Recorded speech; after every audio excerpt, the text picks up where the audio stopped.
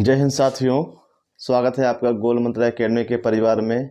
आज का जो टॉपिक होगा ये नया टॉपिक होगा, बिल्कुल नए सिरे से होगा। अभी तक आप लोग पढ़ रहे थे प्राचीन इतिहास को, पूरा कंप्लीट हो गया और आज से जो शुरू होगा मध्यकालीन इतिहास। और मध्यकालीन जो इतिहास है बहुत ही इंटरेस्टिंग है। केवल आपको ध्यान लगा के मन लगा के पढ़ेंगे तो ये ऐसा टॉपिक है, आप एक बार पढ़ने के बाद भी ये लगेगा कि हाँ फिर से इसको पढ़ा जाए। और आज जो हम पढ़ाएंगे मध्यकालीन इतिहास में, कि मध्यकालीन इतिहास में हम पहले पूरी रूपरेखा बता देंगे कि हमको टॉपिक वाइज क्या क्या पढ़ना है, वो चीज़ देखना है। तो आज हम लोग चर्चा करेंगे, केवल सिलेबस की बात करेंगे, किसका? मध्यकालीन इतिहास की। तो टॉपिक है आपका मध्यकालीन इतिहास। क्या है आपका? मध्यकालीन इतिहास। तो मध्यकालीन इतिहास में हमको क्या क्या पढ़ना है, कितने टॉपिक हैं, ये चीज़ें अगर दिमाग में बैठ गए तो ये जो चीज़ जो लोग इससे दूर भागते हैं, कहते हैं कि बहुत कठिन नाम होते हैं और समझ में नहीं आता है, तो जैसा जैसा हम कहते जाएं वैसा वैसा आप लोग करते जाइए। तो इसमें पहले आप सिलेबस लिखेंगे तो पहला आपका जो टॉपिक होगा अरबों का आक्रमण। क्या होगा? अरबों का आक्रमण। तो सबसे पहले हम लोग पढ़ेंगे अरबों का आक्रमण, ये पहला आपका चैप्टर हो जाएगा। तो अरबों के आक्रमण में हम लोग किसके बारे में पढ़ेंगे? मोहम्मद बिन कासिम के बारे में। किसके बारे में? मोहम्मद बिन कासिम के बारे में। तो ये पहला आपका टॉपिक हो गया मध्यकालीन इतिहास में। हम लोगों को पहला चैप्टर क्या पढ़ना? अरबों का आक्रमण। और इसमें जो मुख्य होता है आपका, कौन होता है? ये आपका होता है, क्या कहते हैं, मोहम्मद बिन कासिम। फिर हम लोग देखेंगे दूसरा चैप्टर, और दूसरा चैप्टर होगा तुर्कों का आक्रमण। तुर्कों का आक्रमण। और तुर्कों का जो आक्रमण है इसमें जो मुख्य रूप से है महमूद गजनवी है। कौन है? महमूद गजनवी है। और महमूद गजनवी का जो पिता होता है सुबुक्तगीन। और सुबुक्तगीन जो है ये प्रथम तुर्क आक्रमण होता है जिसने क्या है, भारत पे आक्रमण किया है। तो इनको हम डिटेल में पढ़ेंगे। ये आपका हो गया दूसरा चैप्टर। अब इसके बाद देखेंगे हम लोग पढ़ेंगे मोहम्मद गौरी के बारे में। किसके बारे में? मोहम्मद गौरी के बारे में पढ़ेंगे। और मोहम्मद गौरी के अलावा इसके बाद हम लोग कहाँ जाएंगे? इसका गुलाम होता है, ऐबक वगैरह होते हैं, तो गुलाम आ जाएंगे। तो बीच में 2-4 पॉइंट होंगे मोहम्मद गौरी के बारे में, उनसे पढ़ेंगे। और फिर यहाँ पे आपका आ जाएगा दिल्ली सल्तनत। क्या आ जाएगा? दिल्ली सल्तनत, मोस्ट इम्पॉर्टेंट। तो दिल्ली सल्तनत का जो समय है ये आपका 1206 से लेके 1526 तक क्या होता है, दिल्ली सल्तनत का ये शासनकाल चलता है। और इतने सालों में कुल 5 वंशों के राजाओं ने शासन किया है। तो कुल जो है यहाँ पे 5 वंश होते हैं। पहला इसमें होता है गुलाम वंश। क्या होता है? गुलाम वंश। अब इसका नाम गुलाम क्यों पड़ा है? क्योंकि उस समय जो है गुलामों की खरीदारी होती थी। जैसे ऐबक है आपका, ये सब क्या है, ये मोहम्मद गौरी के क्या थे, ये आपके गुलाम रहे हैं। तो ये आपको ध्यान देना है। तो ये मोहम्मद गौरी के गुलाम होते हैं, इसलिए क्या है, इसका नाम पहले वंश का क्या पड़ गया? गुलाम वंश। और यहाँ ये भी याद रखना है कि उस समय गुलामों को ममलूक कहा जाता था। क्या? ममलूक। इसलिए गुलाम वंश को हम लोग ममलूक वंश के नाम से भी जानते हैं। ममलूक। क्या होगा आपका? ममलूक वंश। इनका जो समय रहा है ये 1206 से लेके 1290 तक होता है। कहाँ तक होता है? 1206 से लेके 1290 तक आपका पहला जो दिल्ली सल्तनत का जो वंश होता है वो चलता है ममलूक वंश। इसे हम लोग गुलाम वंश के रूप में जानते हैं। फिर गुलाम वंश के बाद आता है आपका खिलजी वंश। क्या आता है? खिलजी वंश आता है। और खिलजी वंश का जो समय है ये आपका है 1290 से लेके 1290 से लेकर 1320 तक। तो खिलजी वंश का समय क्या है? 1290 से लेकर 1320 तक क्या है, ये आपका खिलजी वंश है। इसके बाद हम लोग देखेंगे, इसके बाद आता है आपका तुगलक वंश। क्या आता है आपका? तुगलक वंश। और तुगलक वंश का जो समय है तो ये आपका है 1320 से लेकर 1414 तक। फिलहाल 1412 तक क्या है, सही तुगलक वंश समाप्त हो जाता है। तो 2 वर्ष जो है इधर उधर क्या है, यहाँ पे कोई गद्दी पे नहीं बैठता है। तो इसलिए जो है हम 14 तक क्या मान लेते हैं? तुगलक वंश। अब यहाँ पे देखेंगे इसके बाद आते हैं सैयद वंश। क्या आता है आपका? सैयद वंश आता है। और इनका जो समय है 1414 से लेकर 1451 तक। तो 1414 से लेकर 1451 तक आपका सैयद वंश होता है।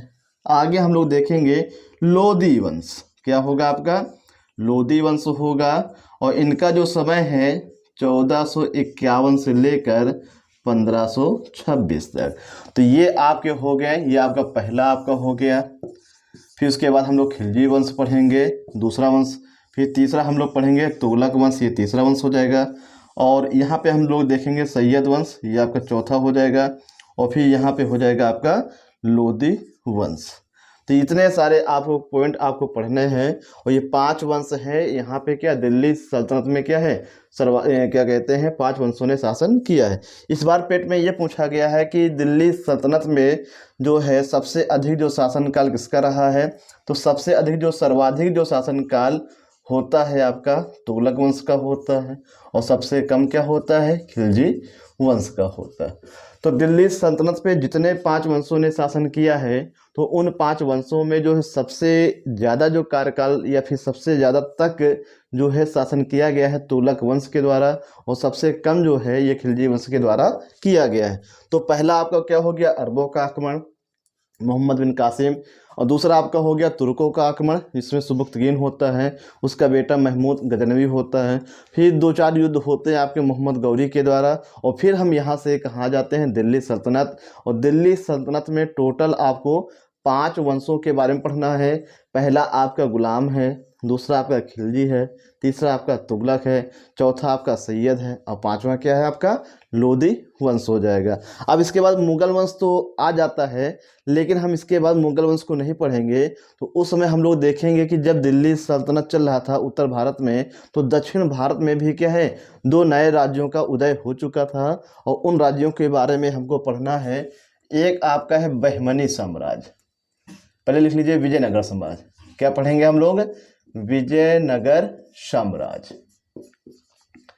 इसके संस्थापक कौन होते हैं? हरिहर और बुक्का, है ना, जो कि संगम वंश से संबंधित हैं। तो दिल्ली सल्तनत जब ये शासन चल रहा था, तो दक्षिण भारत में 2 छोटे छोटे राज्यों का उदय हुआ। एक आपका होता है क्या? विजयनगर साम्राज्य, और दूसरा आपका होता है बहमनी साम्राज्य। बहमनी साम्राज्य। तो दूसरा आपका हो जाता है बहमनी साम्राज्य। तो इस प्रकार से हम लोगों ने देखा कि दिल्ली सल्तनत पूरे उत्तर भारत में चल रहा था, लेकिन जो नर्मदा नदी के नीचे, हम कह सकते हैं कृष्णा, कावेरी, गोदावरी के नीचे दक्षिण भारत में क्या चल रहा था? बहमनी साम्राज्य, और क्या कहते हैं? विजयनगर साम्राज्य। तो इसी समय हम लोग क्या पढ़ लेंगे? इन दोनों वंशों को पढ़ेंगे। अब इसके बाद हम लोग पढ़ेंगे सूफी आंदोलन। क्या पढ़ेंगे? सूफी आंदोलन पढ़ेंगे। और सूफी आंदोलन के बाद हम लोग पढ़ेंगे भक्ति आंदोलन। क्या पढ़ेंगे? भक्ति आंदोलन पढ़ेंगे। तो सूफी आंदोलन पढ़ेंगे, फिर भक्ति आंदोलन पढ़ेंगे, और फिर हम लोग पढ़ेंगे सिख धर्म पढ़ेंगे। क्या पढ़ेंगे? सिख धर्म पढ़ेंगे। तो हम लोगों ने देखा कि दिल्ली सल्तनत के बाद हमको क्या पढ़ना है? विजयनगर साम्राज्य, फिर बहमनी साम्राज्य पढ़ना, फिर हमको सूफी आंदोलन पढ़ना है, और फिर हमको पढ़ना है भक्ति आंदोलन पढ़ना है। और भक्ति आंदोलन के बाद हम लोग आ जाएंगे सिख धर्म, जिसके संस्थापक कौन होते हैं? गुरु नानक होते हैं। और यहाँ से आपको ये ध्यान रखना है कि जो सिख धर्म है, ये मुगल वंश के पहले से मान के चलिए स्टार्ट हो जाता है, लेकिन जो इनकी जो क्या कहते हैं, लास्ट में जो गुरु होते हैं, जैसे आपके तेग बहादुर हो गए हैं, गुरु गोविंद सिंह हो गए हैं, तो इनके बारे में हम लोग मुगल वंश के साथ साथ पढ़ेंगे। तो फिलहाल हमको क्या करना है? सूफी आंदोलन, भक्ति आंदोलन, और फिर क्या पढ़ना? सिख धर्म पढ़ना। अब इसके बाद हमको क्या पढ़ना है? मुगल वंश पढ़ना। क्या पढ़ना है? मुगल वंश पढ़ना है। और मुगल वंश तो आप लोग जानते हैं, बच्चा बच्चा जानता है कि मुगल वंश ने कुल कितने शासकों ने। सबसे बड़ा टॉपिक आपका क्या होगा? मुगल वंश। इसके जो मेजर आपके होंगे, क्या कहते हैं, राजा होंगे, बाबर है, हुमायूं है, अकबर है, जहांगीर है, शाहजहां है, औरंगजेब, ये आपके क्या है? मेजर होते हैं। इसके बाद क्या कहते हैं, जो माइनर आते हैं, जो ज़्यादा प्रमुख नहीं होते हैं, जिनसे केवल 2-3 क्वेश्चन बनते हैं, वो आपके बहादुर शाह होंगे, जहांदार शाह होंगे, फर्रुखसियार होंगे। फिर इसके बाद आते हैं रफ़ी-उद-दरजात हैं, रफ़ी-उद-दौला हैं। तो इन सब को हम क्या है, फिर बाद में हम लोग पढ़ेंगे स्टेप बाय स्टेप। तो ये आपका क्या हो गया है? प्राचीन वो मध्यकालीन इतिहास का पूरी विजय वस्तु। अब देखिए इसमें एक टॉपिक और आएगा, तो वो आपका आधुनिक में भी आता है। और किस में आएगा, मध्यकालीन में आएगा।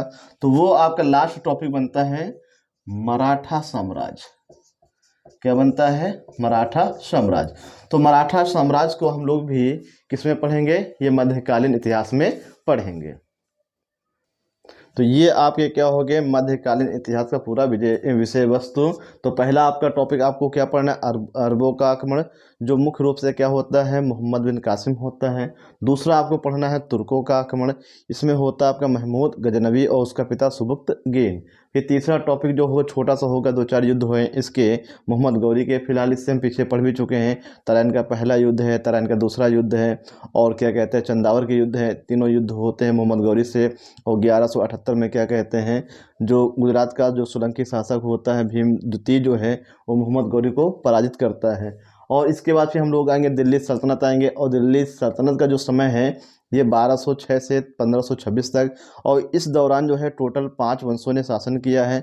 और ये जो 5 वंश है, पहला गुलाम है, दूसरा खिलजी है, तीसरा तुगलक है, चौथा सैयद है, पांचवा क्या है, लोधी वंश है। और इन पांचों में सर्वाधिक समय तक जो शासन किया है तुगलक वंश ने किया है, और सबसे कम समय तक जो शासन किया है वो खिलजी वंश ने किया है।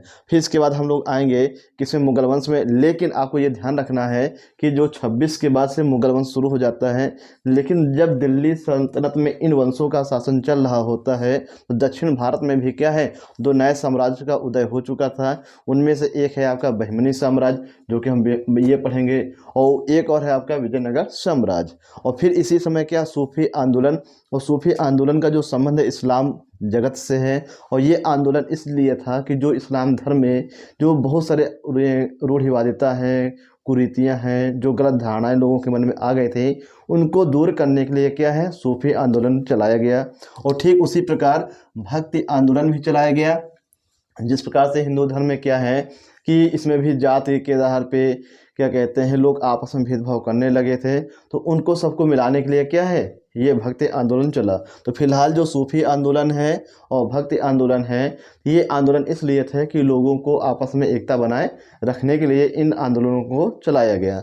और फिर इसके बाद हम लोग पढ़ेंगे सिख धर्म के बारे में, जिसके संस्थापक कौन है, गुरु नानक होते हैं। और फिर इसके बाद पढ़ेंगे मुगल वंश। मुगल वंश के बाद हम लोग पढ़ेंगे मराठा साम्राज्य, जिसके संस्थापक कौन होते हैं, शिवाजी होते हैं। कौन होते हैं, शिवाजी होते हैं। और जो है ये जो है इनको हम मध्यकाल में भी पढ़ेंगे, और कहाँ पढ़ेंगे, आधुनिक में भी पढ़ेंगे। अब आपके मन में ये क्वेश्चन आया होगा कि जैसे मुगल वंश है, इनका अंत कब होता है, 1857 की क्रांति के बाद। 1857 की क्रांति के बाद मुगल वंश का जो है ये अंत हो जाता है, और आधुनिक जो है 1600 के बाद शुरू हो जाता है।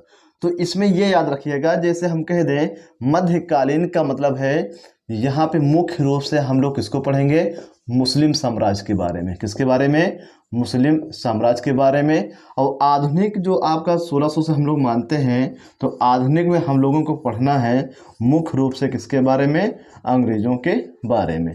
तो ये चीज़ें आप दिमाग में बैठा सकते हैं कि जो मध्यकाल का जो इतिहास है, इसमें हम लोगों को मुख्य रूप से पढ़ना है मुसलमानों के बारे में।